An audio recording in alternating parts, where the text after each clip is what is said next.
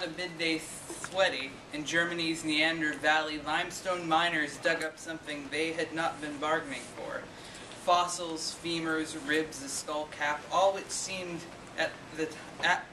which at the time seemed dull, for they were told the rocks were full of bones along the valley floor. "'Tis some dead cave bear," they decided. The bones fell to the valley floor, falling 60 feet or more. Fortunately, they thought twice and took the foreman's sound advice and gave the bones another glance and saw what they'd not seen before. The brow ridge bolden, forehead sloping, and yet it seemed so strangely human. 'Twas certainly a beastly cretin. What could it be, they'd each implore? The expertise of Johann Fulrott, a local naturalist, they'd implore. He'd the fossil find explore.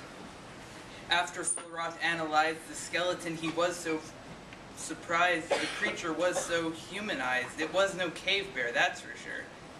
And then he used, like Cuvier, comparative anatomy. "The femur's angle knee towards knee," he shouted, leaping from the floor. This showed the creature walked upright, 2 feet planted on the floor. He rushed out to tell his wife, Lenore. But why, if this chap was bipedal, did the Tory supraorbital project, or the ribcage, barrel shape, wrap around its vital core? Wishing he had more to study of the specimen so husky, he went back to the limestone quarry and asked if they'd found any more. But the cave had been demolished, and they had found no more. The site was lost forevermore. Nonetheless, he'd persevere and published his findings the following year, causing an uproar all o'er Europe, unlike you'd ever seen before. This fossil was an upright walker who used stone tools and was a talker. It may have even had some culture. What was this creature, you implore? What was this rare, archaic hominid, you do implore? 'Twas the Neanderthal of yore. 1856, the year, 3 years before Darwin would appear, the evidence showed to him 'twas clear that things were not as men thought they were.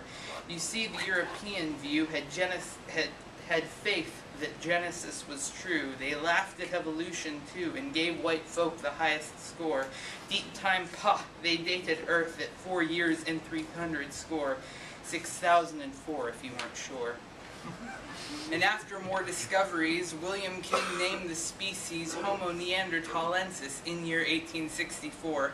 Science found one after another, a buried granddad, kids, a brother, Chapelle du Saints and Shanidar, flower children decked with ochre, wearing clothes and ivory pendants, whistles blowing, decked with ochre, buried with tools for the hereafter. All this silly science talk especially made Germans balk that this brute, this Neanderthal, could by no German mom be bore. For Germans, there was nothing plainer, surpassed mankind in every feature, more erect and handsomer. This fellow died in some past war. 'Twas some poor Russian drug in during Napoleon's war, a poor lost Cossack, nothing more. But this gives too small credit to their old pre-human brethren who lived so rough a life that few survived to 40 years or more. They ached from broken bones, arthritis, were plagued by cave bears, hunted mammoths, were often orphans, grew up faster. They get from me the highest score. Moreover, they endured the Ice Age, surviving for years 10,000 score, with simplest clothing and shelter. For cold they were quite specialized, with short, stout limbs and noses wide. Bergman and Allen they satisfied. Big noses warmed the cold air more. And what is more, they mastered fire and knew to keep south-facing shelter. There's even proof they nursed each other, buried the dead, and made quite sure to honor those who came before. But alas, they were too well adapted and slowly, surely were outlasted by anatomically modern Homo sapiens, who bore more complex culture and a toolkit which surpassed the ones before it.